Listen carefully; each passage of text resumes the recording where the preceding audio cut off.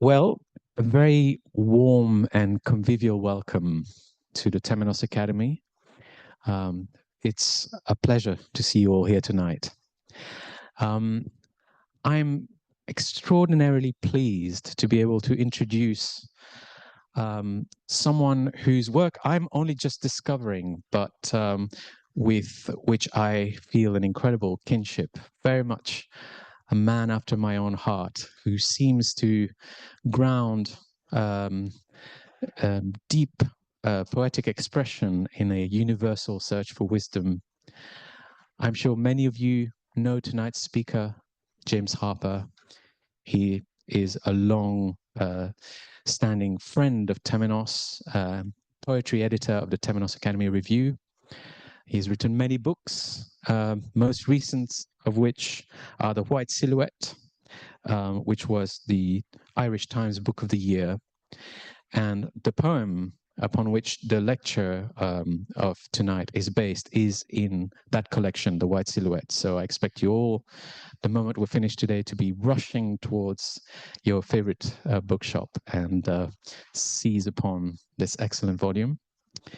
And more recently, The Examined Life, which came out in 2021 and was the winner of the Vincent Buckley Poetry Prize. No less a figure than Stephen Fry says, "This is a marvelous book, an Odyssey, a Ulysses shaken up in the snow dome of Portrait of the Artist as a Young Man." He could never resist an Oscar Wilde mention. I was reading some extracts from The Examined Life today, and although the key figure of Odysseus resonates, I was also reminded, partly through the title, but also partly through the verse that I was encountering, I was reminded of the figure of Socrates. And I found in James's poetry a deep, playful seriousness, which reminds me of great Socratic wisdom. And I think most importantly, what I was struck by is that the language seems to be resonating with a very grounded inner quietness. This is something I've found in all the work I've been reading of James's so far, and I look forward to reading much more, and I very much look forward to tonight's lecture. So without further words from me, ladies and gentlemen, James Harpur. Thank you.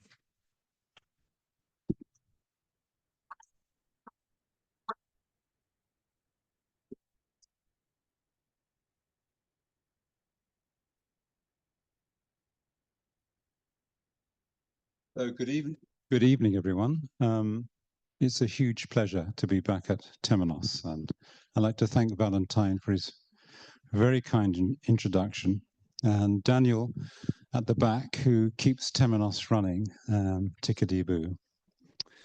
And so I'm going to be saying a few words on how I came to write a long poem about the Book of Kells, or the Cook of Bells, as Samuel Beckett called it. The most Irish thing we have, to quote James Joyce. And the four-part poem I wrote took about 19 years on and off before it appeared in my book, The White Silhouette, which works out at approximately 1.25 words a day.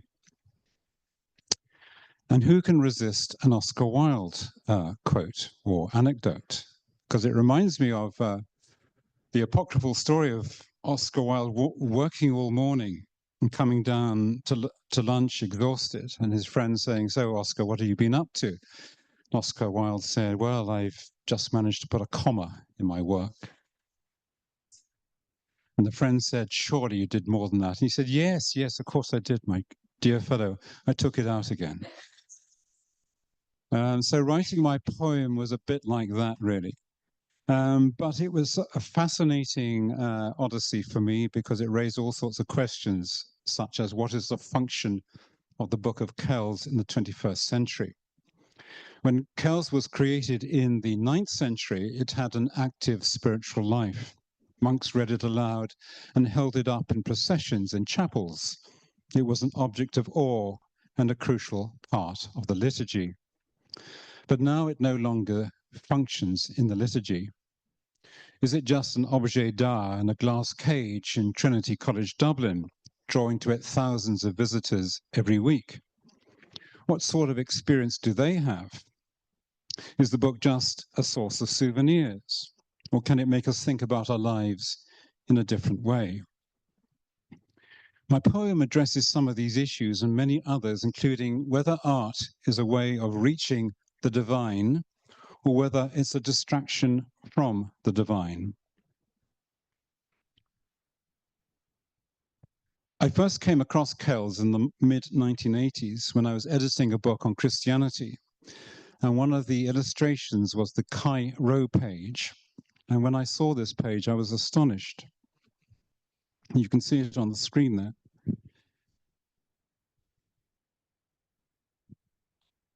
And it seemed to me it was like someone had dropped a match in a fireworks factory. Or you were kind of looking down on a factory of bubbling cauldrons. The letter Chi, let's see if I can get this right. The letter Chi is this curvy X-shaped letter, which is the Greek letter Chi, which basically transliterates into CH, the first letters of the word Christos. And below it, you can see what looks like a sort of a curly P, which is the Greek letter Rho. So the first two letters of Christos. And you can see, for me, it was almost like a sort of a figure with a long extended right leg and the left leg kicking up, breaking free of this geometric foliage. And there was a great sense of kinetic energy in it within the stillness of the picture. It's the start of Matthew's Gospel, Christiatem generatio sic erat. So you can see generatio right at the bottom there. On the edge here, you can see three angels, I think two there, and there's one above it. At the angle I'm standing at, it's quite hard for me to pinpoint it, but I hope you can make out little faces. And towards the bottom, you'll see a black splodge, and it's probably not big enough for you to see, but it's actually an otter catching a fish. And to the left of the otter, round about there, there are two mice having a tug of war with the consecrated host,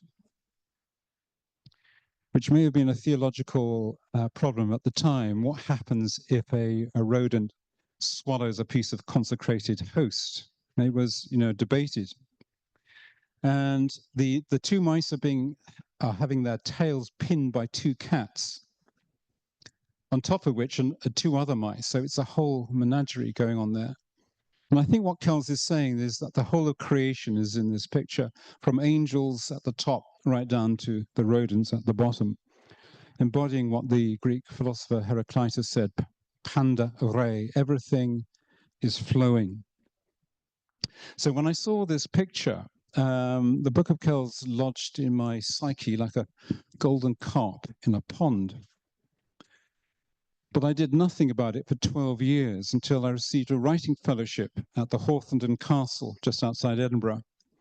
It's a very strange place. One or two of you may have been there, I don't know, but it's part Transylvanian and part cozy cottage, and owned by Mrs. Drew Heinz of baked beans fame. And she finances a number of fellowships every year. And when I was there, I received a letter from the UK Poetry Society, this is way back in 1999, who were commissioning poets to write about a place. So I contacted them and said, does the Book of Kells count as a place? And they said, yes, it does. And they gave me £500 and said, get on with it. So that's how it all began, a residency, an idea, and a commission. The problem was, the more I started thinking about Kells and looking at Kells and scrutinizing it, the more hypnotized I was by its detail. Whenever I stared at it, words literally failed me.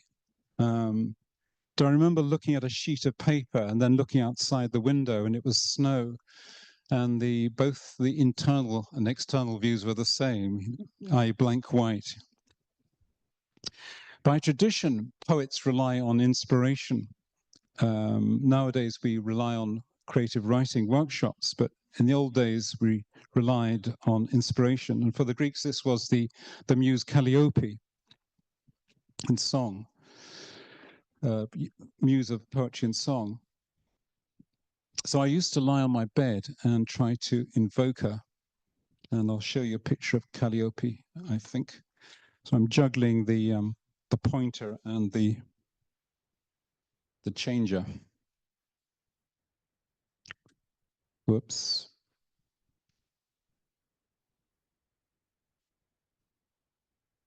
A malfunction here. But there's rescue on the way. That's Hawthorne Castle. And then we go on to, that's the one. Was that me or you who did that? It was me, was it? Okay, even better. So there's the muse Calliope with a harp. And that's the figure of Homer, actually, lying down, painted by Jacques Louis David in 1812. But even Calliope failed to work her magic on me.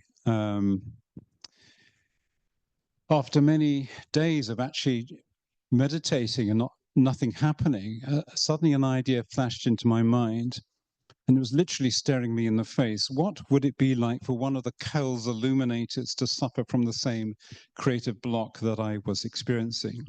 Why wouldn't a medieval artist have the same issues of creativity as a contemporary one?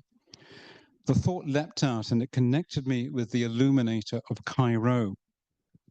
Excited by this, I began to read more books on Kells, and I found that the French scholar Françoise Henry believed there were three major Kells artists, one of whom she nicknamed the goldsmith because of his love of orpiment, which is a sort of poor man's gold leaf. It was Goldsmith, she believed, who created the Cairo page. So my imagination seized upon Goldsmith, and the first thing was to place him in a time and location. And I looked no further than Iona, the tiny island off the west coast of Scotland, where many scholars believe that Kells was begun in about 800. This was my starting point. I had a page of the book, Cairo, a place and time, Iona, in about 800, and a character, Goldsmith. And I began to meditate on what Goldsmith was like. What brought him to Iona? What pressure was he under? How much did he improvise? How did he relate his art to his faith? My questions about him are also questions about myself. For example, it's always bothered me as to whether sacred art can really lead us to the divine, or whether it leads away from the divine. These two opposing views were championed by two great contemporary churchmen of the Middle Ages, Abbot Suger of Saint-Denis in Paris, and St. Bernard of Clairvaux, the leading Cistercian of his day. And briefly put, Abbot Suger believed that beautiful objects, such as jewels, silver, gold, stained glass, and indeed something like the Book of Kells, could lead you to God. Over the great doors of Saint-Denis were inscribed the words, mens hebes et verum per materialia surgit. The dull mind rises to truth through material things. Suger would have loved bling. If something had a shiny or shimmering surface, then for him it was an echo of the divine light and a means of realizing the divine light. On the other hand, St. Bernard and the Cistercians believed the opposite of Suger, namely that beautiful things and elaborate art were a distraction from God. Their basic argument was, how can you concentrate on God if you're staring at objects of art? And there's a Cistercian statute of 1145 that states, Vitriae albae fiant et sine crucibus et picturis. Let the windows be made of white glass without images or crosses. And I shall illustrate these two views, I hope. So there we have on the left St. Bernard of Clairvaux, looking suitably ascetic with his very plain habit, looking at a book and avoiding the page with the illumination on it. And there we have Abbot Suger depicted in a stained glass window from actually Saint-Denis, embodying his love of material beauty. And just to drive home the point, I'm going to show you two stained glass windows. You have to guess which is the Cistercian one.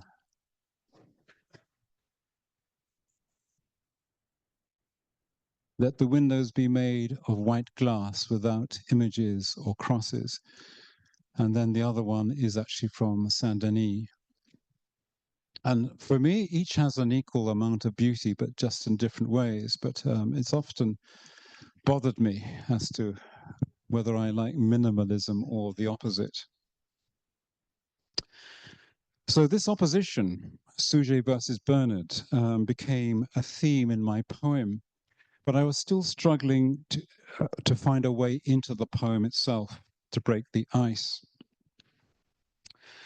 Just as futility was setting in, I remembered my first breakthrough idea when I was staring at blank paper, writer's block, and the idea of how do you make something out of nothing. I thought of King Lear declaring nothing will come of nothing, and that didn't help at all. But then I thought of the modern Swiss-German painter Paul Klee, who said when starting a work of art, quote, "I begin where all pictorial form begins, with a point that sets itself in motion." And Klee's advice is useful for a writer too. A writer's equivalent to Klee's point would be a single word or a single idea or single image. The main thing is to begin small, then expand. Klee also said that he thought of art as, quote, taking a line for a walk. And that's exactly what Goldsmith did to spectacular effect. Perhaps I too could take a word or a line of poetry for a walk. And there you have on the left Paul Klee's drawing the burdened children. And you can see quite clearly him taking a line for a walk. And the detail from Kells also shows this fascination of lines.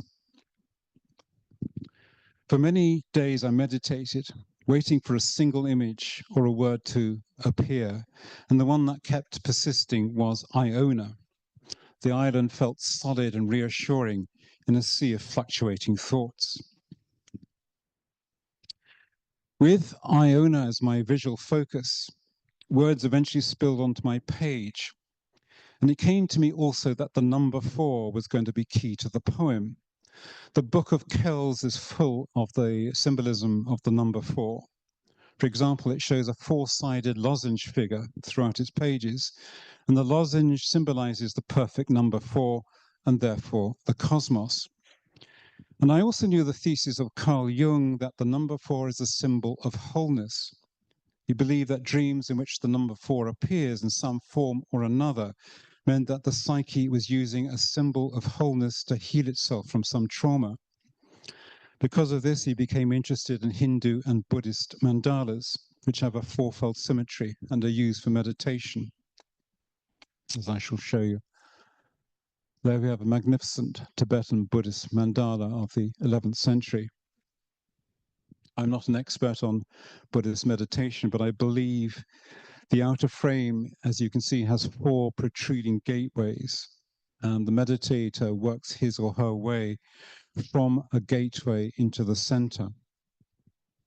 And what fascinated me was that some of the Kells illuminations resemble, as it were, Celtic mandalas.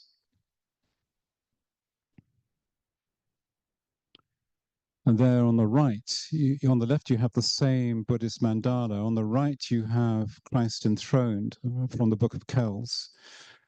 And you can see how there's a fourfold symmetry.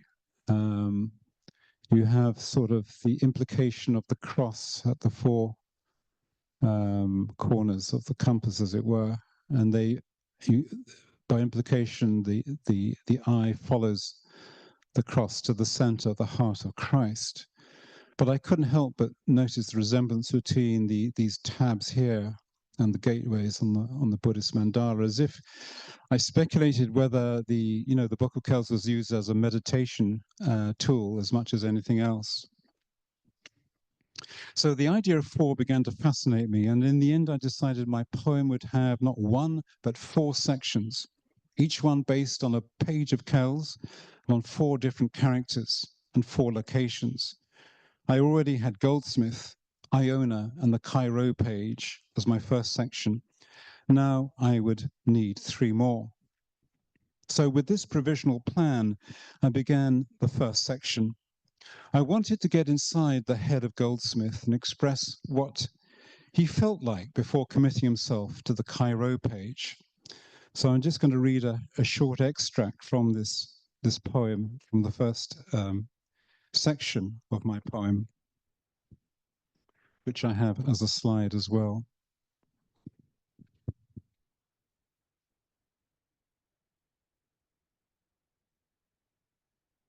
Direct my hand, O Lord, my choice of pigment, and tell me, am I to follow human likeness or any likeness of the world? My fingertips are grey, my nose frozen, my will weakened by Hesychius, the priest who says only a heart devoid of images can incubate your presence.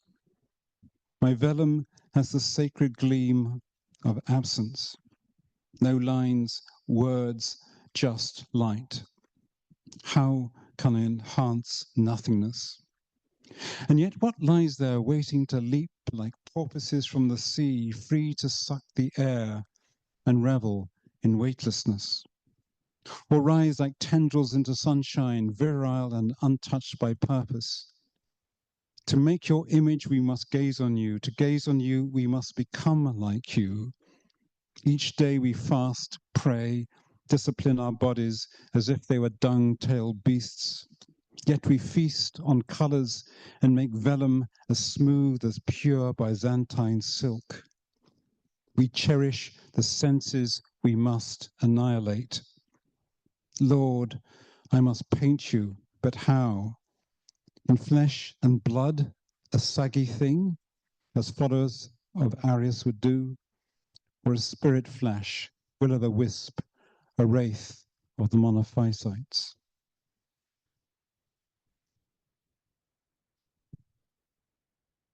For the second section of my poem, I wanted a scribe, not an illuminator, to be the main voice.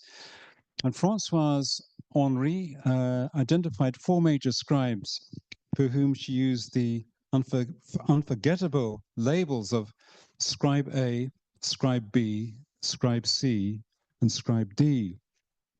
And Scribe B fitted the bill perfectly. This was the man who used red ink flamboyantly and was fond of filling up blank spaces with unnecessary repetitions, like someone with a doodling addiction, someone who was a bit of a maverick, who was trying to perhaps sneak in bits of self-expression during an age when self-expression was virtually unknown. Scribe B it was, and I chose for him the location of Kells in Meath, County Meath, where many scholars believe the Book of Kells was completed.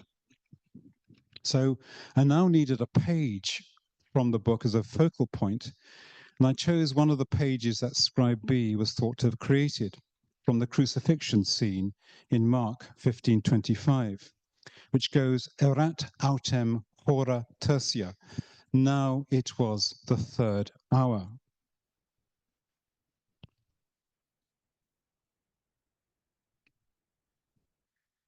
I shall try and point out one or two things. You can see the E it's like a small E of a rat. And it's in the form of an oriental lion who is confronting snakes inside.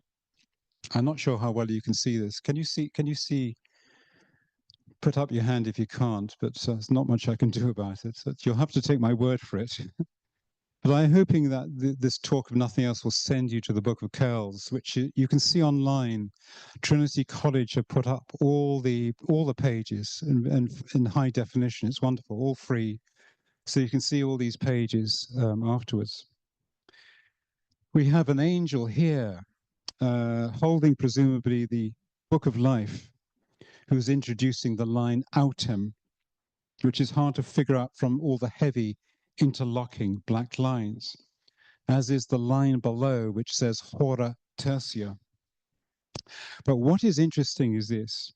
After Scribe B had completed the page, he found there was a big, juicy gap there with nothing on it.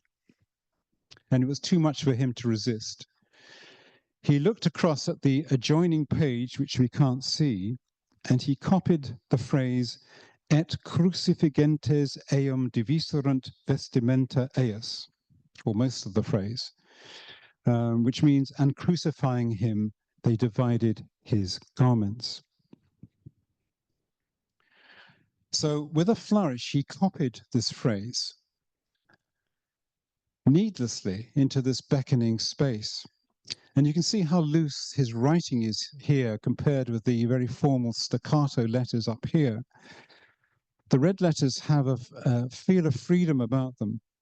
And in the top row is the word crucifigentes, which I hope you can just about make out. In the row below it is the word eum, which is amazingly drawn out, E, U, and M. And the bottom row has diviserunt, but without the last four letters. So it's just divise.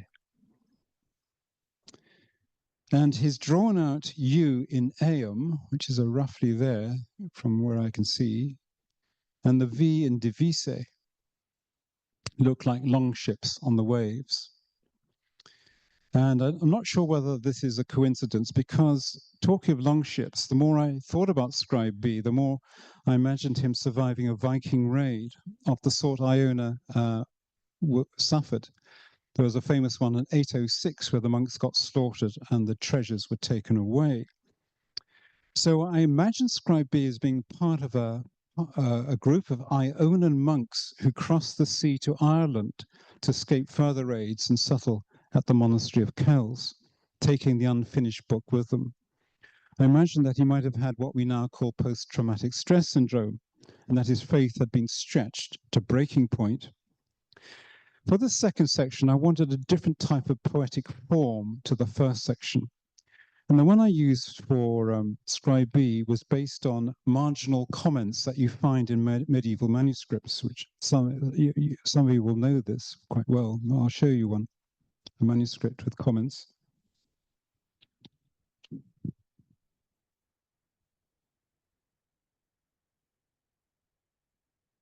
So there we have the start of the Armagh Gospels. Initium Evangelii Jesu Christi Filii Dei. That's the first line, more or less. But what interested me is the comment. You see the comments in the margin. Because vellum was so precious, you couldn't have a separate book with a commentary in it. You had to sort of use the space where you could. So the scholars and the scribes would write their commentaries in the margin. But not all the scribal comments were learned. Some of them were complaints by scribes who are fed up with their work. Quite famously, there are a lot of examples by Irish scribes, but there's a very good Spanish one, which I shall show you in a second. I'm not sure if it's just at the top, which is partly obscured. It just says scribal comments, but writing blurs your eyes, gives you a stoop, stabs your ribs and stomach, makes your kidneys throb and afflicts your whole body. And that's a genuine scribal comment by Florentius, who was Spanish. The ones below it are genuine Irish ones. New parchment, bad ink, enough said. I am very cold. The parchment is hairy. which reminds us that vellum was done created by scraping animal skin. And if you weren't doing your job properly, then you left tufts of fur, or hide. The ink is thin. Again, the ink was a precious commodity. And so it was always tempting to water it down a bit, but, at what cost? So I decided to write the whole of my second section of Scribe B as if he were writing comments in the margin of a manuscript. And I'll just give you a little bit of a taster of it. Remind you that he's, I'm imagining him as a survivor of a raid on Iona. Oh no, I beg your pardon.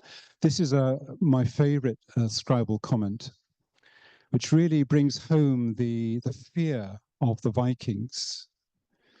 Tonight, a bitter wind curls the tops of waves. No need to fear the Northmen coursing on the sea. So the monks were praying for storms, praying for bad weather because they knew they would be safe. It's a sort of a chilling idea in a way. So this is the end bit or part of the second section. That summer, the swallows never came. It was as if they knew. 3 ships approaching, north wind writhing in their sails. Bell, an idiot's tongue, blabbing, run, run.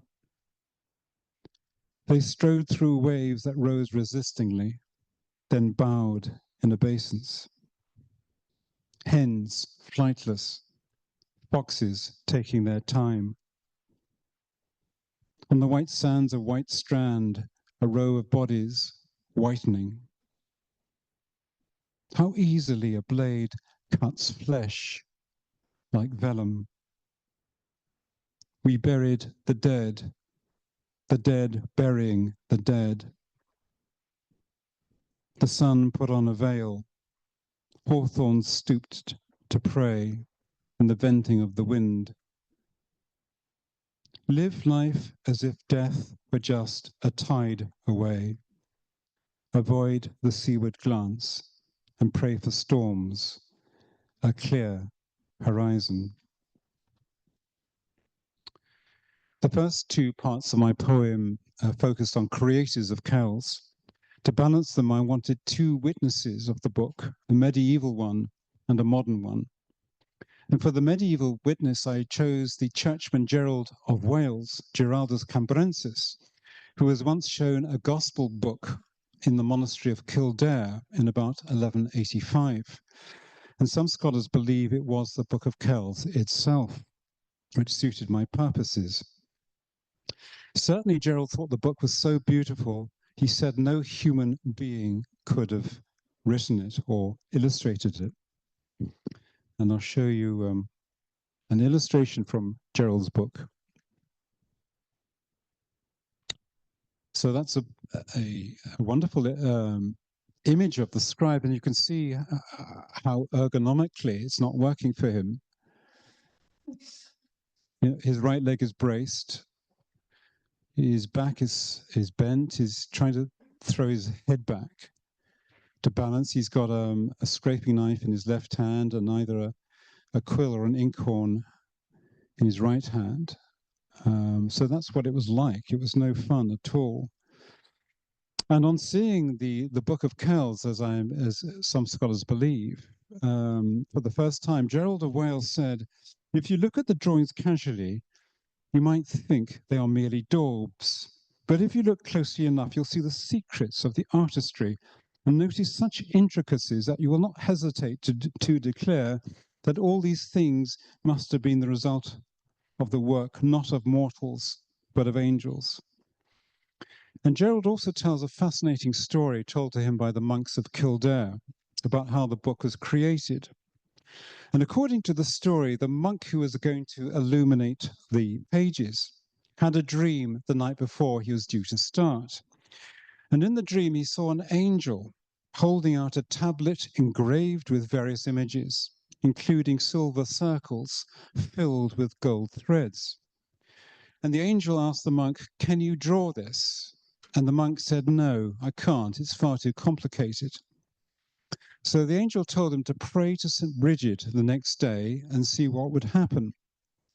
So he did this, and on the following night, the angel appeared again and showed him the same tablet with images on it and said, "Can you draw this?" And the monk said, "Yes, I can." And the next day he woke up and he started work on his illuminations. The story is interesting for two reasons. First of all, the prayer to the Christian St. Bridget reminds us of the parallel with the classical pagan muse, Calliope.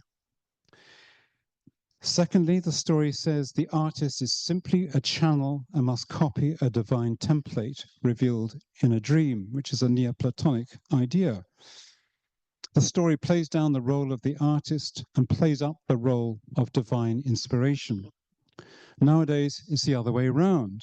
We have the cult of the artist. Think about Damien Hirst or Banksy, and very little mention of divine inspiration. So all I needed was a page of Kells to focus on, and in the end, I chose The Temptation of Christ. I grew fascinated by Gerald because he had such human flaws and was always being tempted. He wanted to be a bishop from the very earliest age. When he was playing with his brothers on the beach near Manabir in Wales, his brothers would be making sandcastles and he would make sand churches. And his dad used to call his sons in, referring to Gerald as the little bishop. And he wanted to become Bishop of St. David's more than anything else in the world. And he made three long treks to Rome to persuade the Pope to make him Bishop of St. David's. And each time he failed. He's kind of a tragic man in a way. And I kept wondering whether, when he stared at the Book of Kells, whether it had any effect on him, whether sacred art can change you. What did have an effect on him was Irish harp playing. Gerald is considered in Ireland to be the first English racist about Ireland, because he depicts the Irish in his book, as sort of savages, partly to justify the invasion of Ireland in the eyes of the Pope.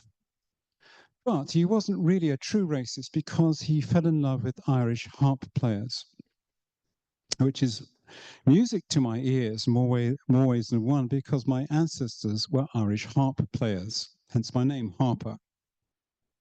And I'll show you one of my ancestors.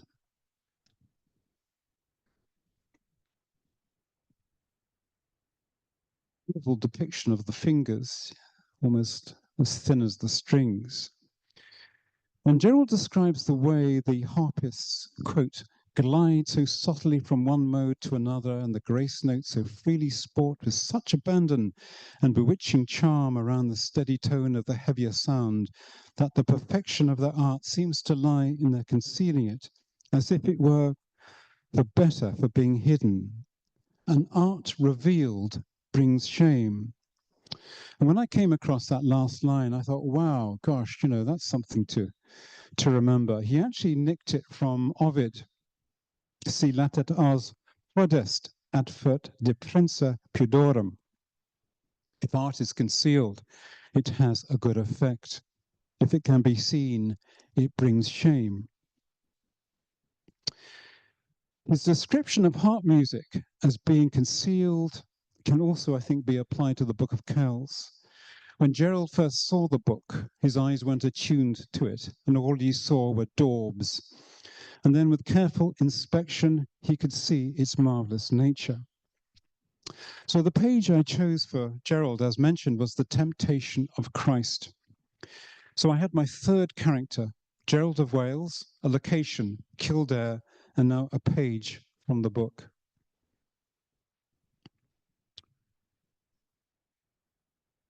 And you can see a stylized picture of Christ on top of the temple. He's crowned with a halo surmounted by two angels, and he's being tempted by a black, scrawny-looking Satan there, who's trying to persuade Christ to to jump off the temple and be saved by angels. Incidentally, and I think it's in the last 10 years, they did sort of X-ray on the Satan figure, and they found 20 incisions in him, as if someone had had a stabbing frenzy. And when I heard that, it reminded me of words by Cassiodorus, the early churchman, who, when encouraging his scribes, told them, every word a scribe writes about the Lord inflicts a wound on Satan. And it's my theory that a scribe took it too literally and just went mad. So my poem tells the story of Gerald's big moment facing the Book of Kells and the possibility of redeeming his tawdry life. However, in the end, in reality, he ended up far from his native Wales in the gloomy region of Lincolnshire, a place of flat terrain and constant drizzle. And there, in my poem, he remembers one of the few golden moments of his life. And I shall read you the end of the section. This is in the voice of Gerald. Now, by the waters of Lincoln, my diocese of God-forsaken fen, I weep when I remember Kildare. The image of that book is like an ever-fading, never-faded bruise. My mind wanders like a fox. My face has now become the death mask of my soul, and everything is meaningless. Beauty is not so much a thing as a moment, unrepeatable, although the moment needs the thing, as a flame needs a wick or images a page. Or it's a streak of lightning connecting heaven to earth, whereby in a flash we breathe the enormity of something other beyond our tiny, grasping selves and fill our lungs with it before the dark returns again. The soul expands with beauty. It cannot help itself. Our task in life is to prevent it shrinking back. So we come to the last section, the last part of the poem, which is a modern witness to the Book of Kells, someone who does a pilgrimage to Trinity College, Dublin, to see it. And as I reflected on this final section, I mused on how the perception of Kells is so radically different from those who saw it 1,000 years ago or even 100 years ago. Nowadays, there's the terrible danger of making great art banal through reproduction. In the Trinity College Dublin shop alone, there are or were postcards of Kells, calendars, keyrings, jigsaws, mouse mats, colouring books, mugs, T-shirts, and that's just half of it, all offering second-hand and edited versions of the book. A medieval witness of Kells would have had a pure, unconditioned, and unique experience. So I based this lead, the lead character of this last section on myself and the journey I made to Kells for the first time in 1995. And the page I did see was the start of John's Gospel, in principio erat verbum, in the beginning was the Word, which is a marvelous illumination. And you can see a gloomy looking figure at the top. And scholars debate who he is. Is it John, an angel, God, Jesus? For my purposes, it's John. And you can see slightly right of center the blue letter P there, which is the start of the word principio. And on the left-hand side, you can see a vertical line, which is the first letter of in. So you've got the I and the P. So you may wonder where the N is. Well, the N is formed from the vertical column of I, so it doubles, and also the vertical column of the P. So all we need is a crossbar to make the N, and it's made up of this kind of dog leg of a circle, a sort of a bow tie, and another circle. So you have a very good example of the condensation you get in the condensing, rather, not condensation, condensing of letters of in principio. I'm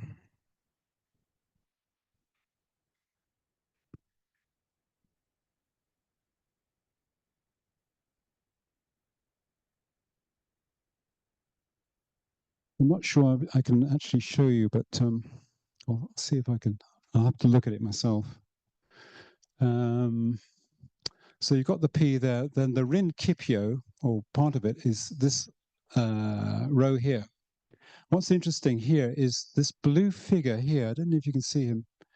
He's actually an I, the letter I, and the C of principio looks like a harp. So it looks like a harpist playing the harp.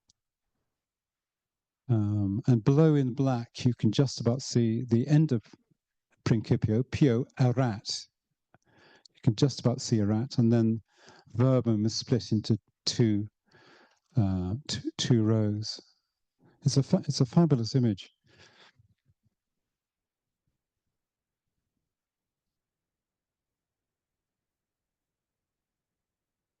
At the start of this talk, I asked what the Book of Kells stands for in this day and age.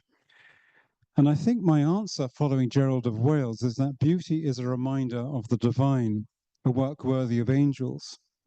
Beauty is hard to define, but easy to recognize, and presents itself as a via affirmativa, or a ladder to God, taking us from the entanglements of our lives.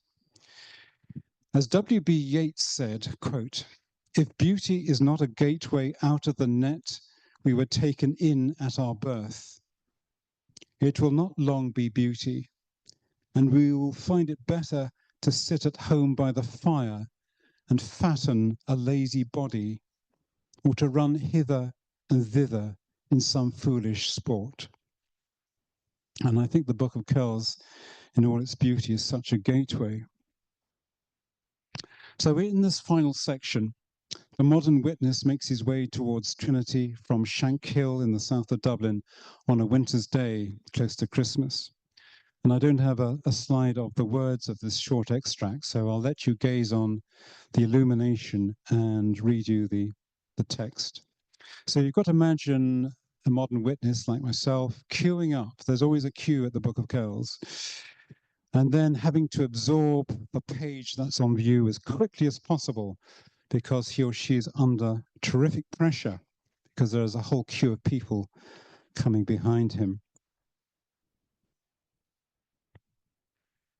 I join the shuffling stop-start line, as edgy as a mourner filing past a waxy body in an open box. I know I'll only have a minute or so. My eyes are two hair triggers. I'm nearly there. Bang, as if I've just been shoved on stage adjusting to the sepia audience. I see the gospel squiggle into life with oblong circles branded on as frames to trap the golden bees. So quick they fly invisibly, but leave an afterglow in ribbons of countless plaited flights. A dream from someone's sleep, pressed on vellum like a transfer. Swathe of skin assaulted by a mad tattooist. Blueprint of creation by the demiurge. Planets spinning in his eyes. His paintbrush touching things to life. A brain whirring inside out. The electrics of a migraine. I take a breath. I feel like St. John, a sad alchemist in his lab of bubbling cylinders, who yet again has failed to find the lapis philosophorum. I blur my focus And the less I stare, the more I see. Letters begin to creep from foliage like members of a species thought to be extinct. There's someone nudging me to move. Let it come. Let it come. Another 30 seconds, please. And yes, it's there, pristine and freed, in prin ke pio erat verbum. Thank you very much indeed. Thank you.